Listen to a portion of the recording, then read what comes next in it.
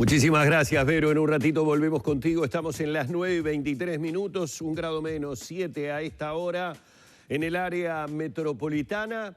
Y vamos a recibir con muchísimo gusto al doctor Hamlet Suárez, otoneurólogo investigador nivel 3 del Sistema Nacional de Investigadores, ex integrante del GACH, además, para hablar de algunos temas de los que desconocemos o recién ahora comienza a conocerse sobre los efectos del SARS-CoV-2 a nivel cerebral, qué secuelas deja, cómo debe estar actuando el sistema o cómo actúa el sistema actualmente de salud con respecto a esta situación. Primero que nada, doctor, un placer tenerlo en la mañana de Arriba Gente. Bienvenido.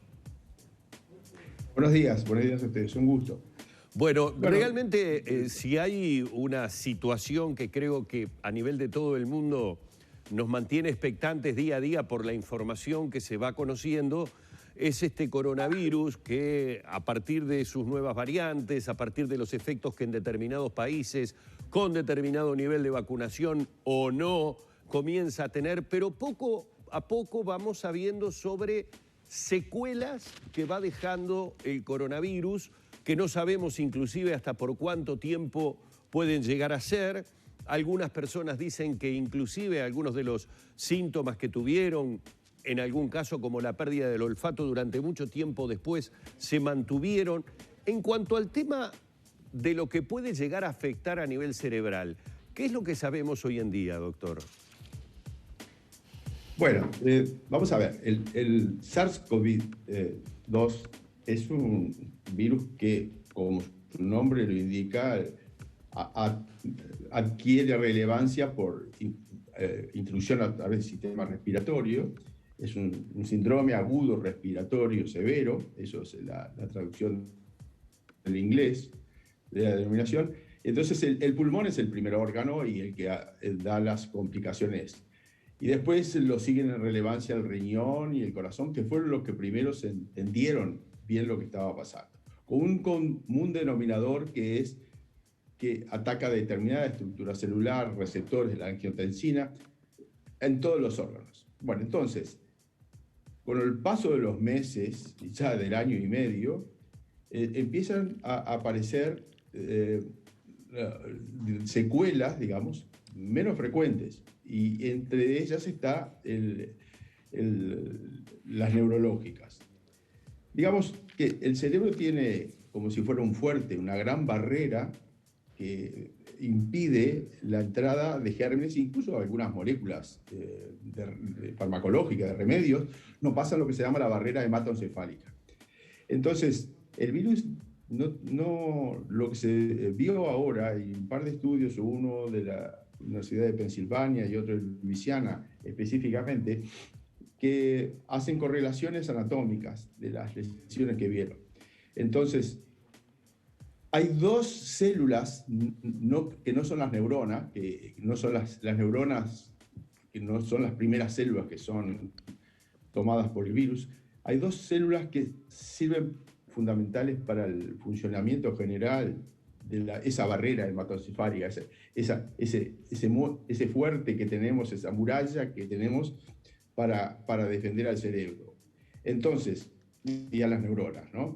Entonces, esas son el astrocito, que es una célula glial, se llama, de sostén, que es fundamental en todo el funcionamiento del cerebro, darle el sustrato a la neurona, digamos, para funcionar. Y después otras células más pequeñas que están vinculadas a pequeños vasos endoteliales que se llaman los filocitos. Entonces, los pericitos y los astrocitos son las dos células que son las primeras vulneradas o atacadas por el virus.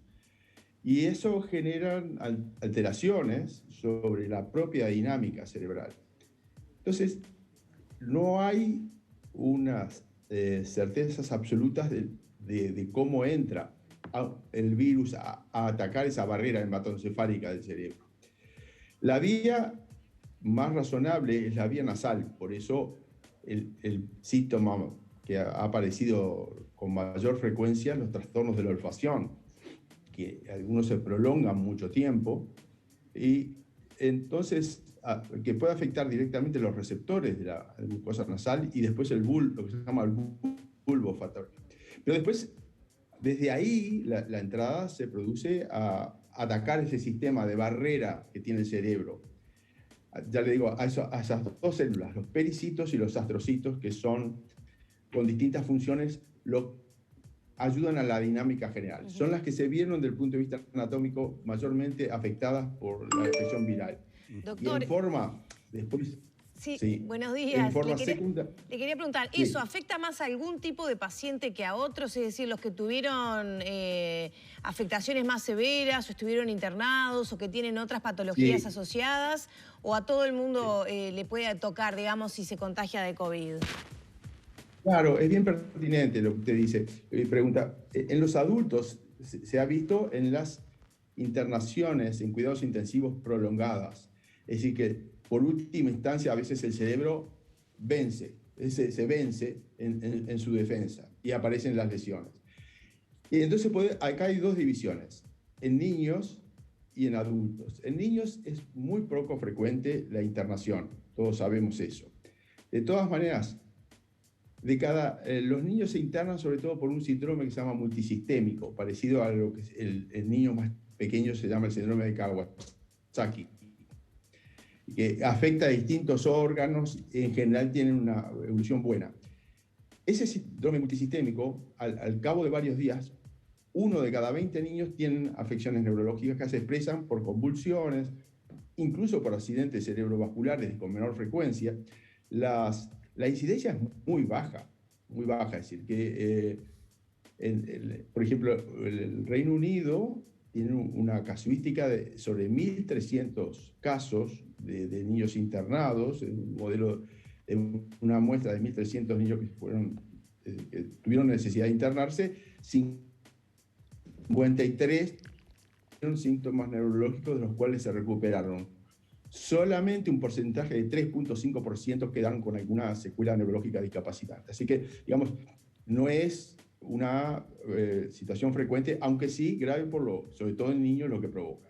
Y en adultos, los accidentes cerebrovasculares, como toma el receptor de la angiotensina, los fenómenos de trombosis, tanto como se ven en el pulmón, como se ven en el riñón o cardíacos, afecta también a los vasos cerebrales. Entonces, digamos, apunta es decir, es una de las complicaciones, afortunadamente, menos frecuentes, pero que se vieron, como usted pregunta, en los pacientes que tuvieron internaciones prolongadas en cuidados intensivos y una agresión, por lo tanto, prolongada por el virus, ¿no?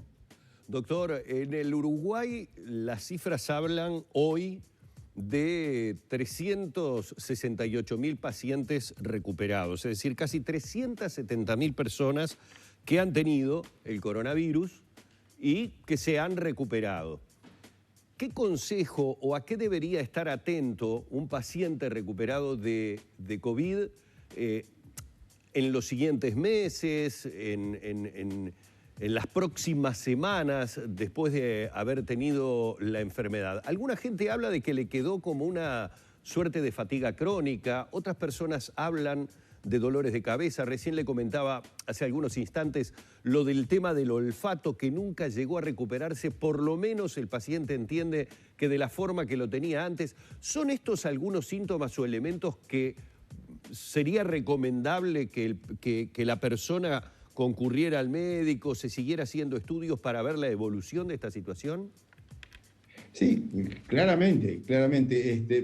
Usted, salvo el olfato, que es bien específico, los otros síntomas generales, como el aturdimiento, es el brain fog, la niebla cerebral, como es el término en inglés, parecería muy correlacionado a esa lucha de defensa que yo le decía hoy entre esas dos células, pericitos y astrocitos, contra el virus en la barrera hematoencefálica, generan hacia atrás, sin lesionar las neuronas y hacer lesiones específicas, fenómenos inflamatorios de reacción. Y entonces, ese tema de enturbiamiento de toda la función cerebral está explicado por esa lucha entre el ataque y la defensa, digamos, ¿no? Entonces, claramente, como además eso tiene efectos sobre la percepción del confort personal, pero además psicológicos, desde cosas más graves, menos frecuentes, pero se ha visto psicosis en afectados prolongados, hasta fenómenos de depresión, los cuales los primeros ya estudios de Wuhan daban certeza sobre eso, es decir, que el área de la psiquiatría, la psicología, tiene una labor muy importante para soportar, digamos, para hacer el soporte asistencial en este sentido. Yo creo que la ventaja del Uruguay es que tuvo un muy buen nivel de información general, desde el Ministerio, de la función del GACH, etcétera, etcétera, que hace que los médicos tengan un nivel de información, digamos, suficientemente robusto como para tomar en cuenta estas cosas y, digamos, lejos de ser un factor extra de pánico o de preocupación, sí debe ser un factor de ocupación para generar una recuperación a esa percepción de calidad de vida y de confort que puede dejar toda esta situación. Entonces, ¿debería haber un programa específico de atención o seguimiento de pacientes post-COVID? El Hospital Español, si mal no recuerdo, había empezado a trabajar en un plan piloto y ahora además que no está el GACH.